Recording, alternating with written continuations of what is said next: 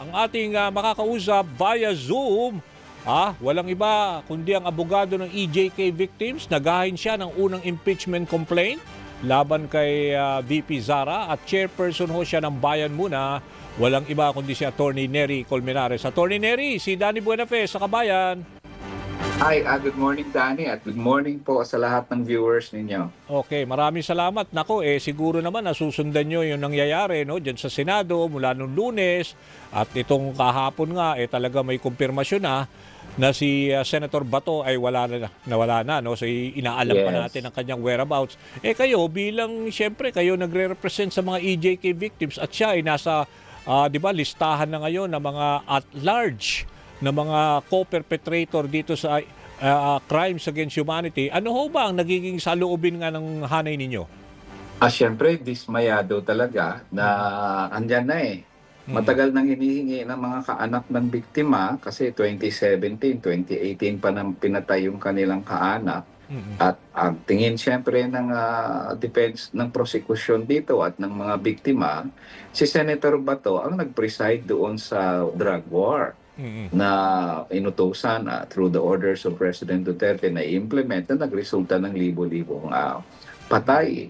So nung nadismaya kami na nandun na hindi kumbaga hinarang, inobstruct ng ilang senador ang pag-serve ng warrant ng NBI at hanggang tuluyang nakatakas na kagabi, no, kaninang umaga. So at galit din kasi ang mga kaanak kasi parang napakagrabing kapalpakan naman yon na parang ano ba ito, malakas ba ang lakas ni Senator Bato sa gobyerno, ano na unfair talaga sa justice system. Dani, pag ordinaryo kang mamamayan, ikaw o ako may warrant tayo. Pag tumakbo ba tayo sa Senado, proteksyonan tayo ng Senado? Hindi pero pag isang senador na katulad ni Senator Bato de la Rosa, poproteksyonan. Bakit? Magkaiba ba ang batas? Hindi ba patas ang batas para sa ordinaryong mamamayan at sa isang senador? And to think, Dani nung panahong si President Duterte ang presidente at si Senator Bato ay head ng PNP, siya ang isa sa napakalakas na kumbaga subordinate ni President Duterte. Inutos ni President Duterte na i-arestuhin si Trillanes o hinuli si Trillanes sa loob ng Senado. O si Senator Leila de Lima hinuli nung panahon nila. Ginagawa nila nung panahon nila tapos ngayon wala namang resistance sila akusado. Bigla siyang hindi ka covered niyan. Magkaiba bang hustisya sa Pilipinas? At doon medyo nagagalit yung ilang kaanak ng biktima. At I'm sure maraming mamamayan ang nagagalit kasi may favoritism pala ang batas kung senador o malakas na tao yung kalaban ng mga mahihirap. Pero ngayon, attorney, siyempre bilang abogado na rin ng mga ng mga EJK victims, pag ang nakikita niyo naman lumulutang sa social media yung protective custody na ginawa ng ni SP Cayetano at ng siyempre ng ilang senador na ang balita nga ay kasama raw si Senator Robin nung nag-log out dun sa logbook ng Senado noong 2:30 in the morning kahapon, 2:35 kahapon na madaling araw. So yung mga ganun ba, can we say na bilang abogado, you think they are bordering on the yung parang obstruction of justice or harboring a criminal? Alam niyo, pwede talaga silang imbestigahan at kasuhan on the basis of PD 1829. Which is the law on obstruction of justice. Kasi nakalagay diyan sa batas na yan, PD 1829, na ang pag-obstruct mo sa service ng processes and court orders ay obstruction of justice. So ano bang hinarang nila? Dalawa 'yon. Court order at yung process. Yung order ng court, ICC yun, warrant of arrest yun. Yung process, yung pag-serve ng NBI, yun. Sige, i-question pa nila na hindi naman court order yun. Pero process yun, legitimate process yung hinarang mo. May pumunta sa iyo na NBI o police, tapos sabihin mo, hindi, kini-question ko kasi yung order ng court. Oh yeah, but still, andito kami ngayon to serve this, ihabol mo na lang sa korte yan. kung meron ka mang sasabihin na hindi tama, o hindi, sige. Pero kami, as a process, isi-serve namin yung warrant. So pag hinarang mo yon sa ilalim ng PD 1829, you're obstructing justice. Pero, Obstructing the Oo. service of process or court orders. Pero para malinaw sa mga viewers natin, pag nakikita nyo na meron talagang basis no sa pagsabi na merong violation ng PD 29, 29. sinasabi nyo obstruction of justice. Sino ang pwedeng maghain ng kaso na yun laban sa mga senador? Ibig sabihin, ordinary citizen or group of lawyers or institution or alagad ng mga simbahan? Paano ang proseso doon? Kung merong gusto at interesado mag-push ng ganong kaso against Alam some mo, senators. Sa maraming kaso ng fina-file na obstruction of justice, mula pa yun ng panahon ni President Duterte. May mga nahuli doon dahil sa COVID, tawag dito, lockdown. Tapos ayaw magpahuli, obstruction of justice ang kinakaso. Pulis ang nagkakaso noon, sila Bato de la Rosa. So ngayon, ang isang pwedeng magkaso dyan, ay yung NBI. Kayo ang nag-serve ng process. Of course, ang paniwala namin ng mga abogado, any complainant can of course file a case. Ang problema mo lang dyan, yung complainant ay yung mag-imbestiga, police, etc. Pero tingnan natin, yung challenge sa ahensya, NBI, hindi pala hinayaan yung process na inatas sa inyo, o hindi, you file a case against them. Whoever you think after investigation ang involved doon sa pag-obstruct. Yung protective custody kasi, it's a resolution of the Senate. It's saying the sense of the Senate, of the senators actually.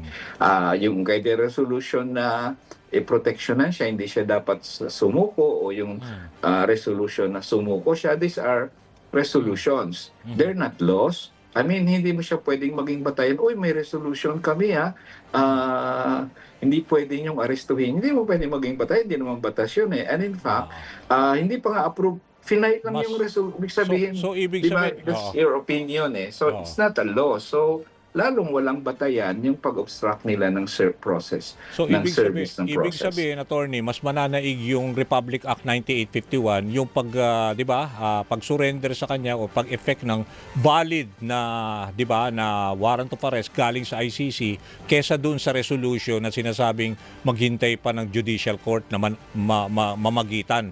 Yun ang sinasabi niyo, Attorney Nery. Kasi wala naman akong nakita sa batas o kahit sa konstitusyon na nagsasabi that only warrants of arrest issued by Filipino courts. Wala naman akong nakita sa konstitusyon o sa batas na ganun eh.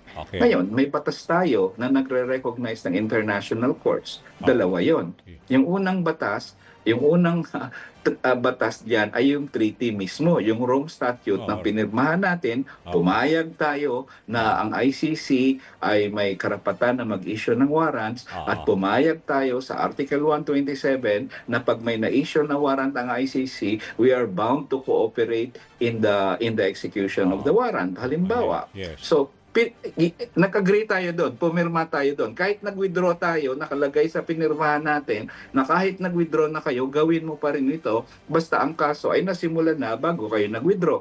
O di, dapat pinatupad na yon. Pangalawa, yung Republic Act 9851 na nakalagay talaga doon, klaro-klaro eh. In the interest of justice, pwedeng isurrender ng gobyerno, ng authorities, ang suspect o kung sino mang pinaghinalaan nag-commit ng crime against humanity sa international court. So in that sense, dalawa ang punto doon. Nare-recognize ng batas ng 9851 na may karapatan ang international court sa isang akusado dito sa Pilipinas. Pangalawa, dinefine doon ng 9851 kung ano ang krimen na pwede crime against humanity, which is the same crime sa ICC. Ang penalty noon ay reclusion temporal. Meaning to say, 14 years ang minimum ng crime against humanity sa ilalim ng batas natin. Therefore, hindi mag-work yung immunity doon at more than 6 years ang penalty kay Senator Bato. Okay, pero ito itatanong ko kasi 'di ba during the time na nandito pa siya sa Senado, 'di ba? Remember, parang nagmamakaawa siya, nag-apila siya kay Presidente Marcos na wag siya isuko sa ICC. Pag binasa ko yung 9851, nakalagay naman doon, may medyo ano din may konting gray area. The Philippine government through the president may surrender kung sino man yung Correct. ini-effect yung warrant of arrest, no, kung sino man ang dapat isuko. Pero kung merong apela na ganun, and then pwede pala mag-decide ang presidente, kung sakaling mag-giveaway siya, pwede ba yon na wag niya isuko muna habang let's say pag-usapan muna in any local courts? Is that valid? Legally, mukhang hindi pwede yon. Pwede yon kasi nakalagay naman doon, May, sa Oo. batas. Oo. Kaya ang sisi na dito, pag ginawa ni President Marcos, yan ay sa kanya. Oo. Pwede niya namang sabihin, Oo. pasensya na Senator Bato ha, Oo. obligasyon ng Pilipinas to, i-implement ko to Tsaka Okay. may batas naman Okay. So, may batas na pagbabatayan yung obligasyon ko. Pangatlo, itong mga nag-aakusa sa'yo, mga Pilipino ito. Constituents din ng presidente. Okay. Libo-libo sila ang nagsasabing kailangan nila ng hustisya. So pagpasensyahan nyo na po, i-execute ko yung warrant ng ICC. Ganun na naman prangkahin na ni President Marcos kung ayaw niyang gawin yun, o di siyang masisi dito kasi hindi niya hinarap o hindi niya pinakinggan Hindi niya pinatupad. ang obligasyon ng Pilipinas. At pangalawa, yung hinaing ng mga Pilipino mismo na mamabayan. So when you weigh everything, consider the political, landscape ng bansa, public opinion will be against him, kay presidente. Kung sakaling pagbigyan niya yung apela ni Senator Yes. Bato, 'di ba? Kasi Yun ang basa mo? klaro dito. Klaro talaga dito na nung panahon ni Bato at ni Duterte, lahat naman ang namatay noon, walang korte-korte 'yon. Wala Okay. mang abogado noon. Nagmamakaawa na 'yun, pinatay mo, walang awa kayo. Tapos Okay. ngayon, nagmamakaawa siya. Oo. Mabuti nga kami ang mga abogado ng biktima at mga biktima nagsasabing hindi, hayaan na siya, at least may korte siya, may abogado siya, may trial siya. At least nga ayaw naman namin ipagkait sa kanyang karapatang yon na may trial siya sa ICC, pero wag naman pati yung magmamakaawa-awa ka. Bakit? General Bato, nung panahon yon maraming nagmamakaawa na biktima. Naawa ba kayo ni President Duterte? Oo. Hindi tingnan nyo yung libo-libong nakahandusay sa kalye. Mhm. Kaya ako naman, hindi naman gawin sa inyo yun Hindi naman kayo EJK Mhm. Kaya nga pumunta ang mga biktima sa ICC noong 2018 kasi wala silang pwedeng isampang kaso dito kasi si President Duterte may presidential immunity. Madidismiss ang kaso dito nung presidente si President Duterte dumulog sa ICC. Okay. Pati ba naman yun? Harangin nyo pa yung paghangad ng hustisya? Hindi Okay. naman mali yung hinahangad ng mga kaanak ng biktima Okay. So, for all those reasons, dapat hindi pagbibigyan ni President Marcos ang hinihingi ni Senator Bato at magiging unfair yun at napaka-unfair at very discriminatory yun na pag mahirap ka, talagang makukulong ka, pero pag malakas ka pala, pwede ka palang makaligtas. Pero ito, Attorney Nery, dahil 'di ba naghain siya sa Korte Suprema nung parang urgent appeal na parang bigyan siya ng TRO, 'di ba? Parang judicial relief niya. Pero for now, na since medyo wala na siya, 'di ba? At merong valid na kailangan i-effect na arrest na warrant mula sa ICC. Dito ang chances ba sa Supreme Court na binigyan ng 72 hours ang mga government prosecutor o mga agents na bigyan ng magbigay sila ng comment, tingin nyo mas lalong bumaba ang chance niya ngayon na makakuha siya ng TRO with this development sa pagkawala ni Bato? Hindi natin alam siyempre ang desisyon ng Korte Suprema dyan. Pero hanggat walang TRO, hindi niya pwedeng i-claim na may protection siya. Pangalawa, hindi niya pwedeng bilisin ang desisyon ng Korte Suprema. Oo. Bagong klaseng kaso ito. Kailangan aralin ito Oo. Kasi ang desisyon ng Korte Suprema dito could let go a suspect doon sa libo-libong pagpatay. Oo. So, pag-aralan ng Korte Suprema, wag naman sigurong madaliin ni Senator Bato ang prosesong yan dahil siya ang involved. Pero pag nung panahon namin, taon nga yung mga kliyente naming aktivista sa kulungan na pinapahuli nila nung panahon ni Duterte tapos siya nagmamadali. So sa akin, I don't know if the court will will decide soon or not decide soon, but I would prefer that the court take its time and study this because this has an impact not only on domestic justice sa Pilipinas, but on international justice and accountability as well. Attorney Neri, naka-schedule na, di ba? May 27, hopefully, magkaroon na ng announcement sa ICC na baka yung dates nung trial, di ba, ni former President Duterte. In the absence of Bato, habang ito ay sigurado naman subject to manhunt na siya ngayon, kung wala siya doon, doon sa trial, if ever mag-start against sa former president at wala yung isang co-perpetrator katulad ni Bato, hindi naman siguro mawi-weaken o ano ang pananaw nyo na baka pwedeng mag-weaken ang case nyo in pursuing that EJK case? Hindi maka-apekto yun yung absence ni General Bato sa trial. Kasi ang akusado naman doon si President Duterte. Si President Duterte, kinukumbinsi niya ang korte na wala siyang order na patayin yung mga adik at yung mga gumawa noon ay mga pulis lang. So, nilaglag ni President Duterte yung mga pulis. So, ibig sabihin, yun yung issue sa kanya. Ang kay General Bato naman, sinunod mo yung order ni Duterte, pinatupad mo yun, ikaw ang nag-preside sa drug war. So, iba naman yung kaso niya. So, matutuloy yung trial.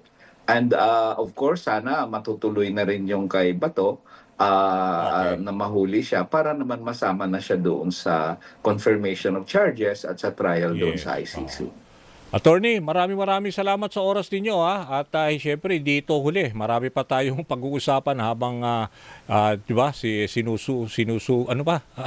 sinusulong itong manhunt laban kay Senator Bato de la Rosa. Thank you, Attorney Neri. Maraming salamat, Daniel, sa inyong mga viewers. Thank you. Okay. Yan ho si Attorney Neri Colmenares, abogado ng EJK victims at syempre isa siya sa mga naghain ng unang impeachment complaint laban kay VP Sara at chairperson ho ng Bayan Muna.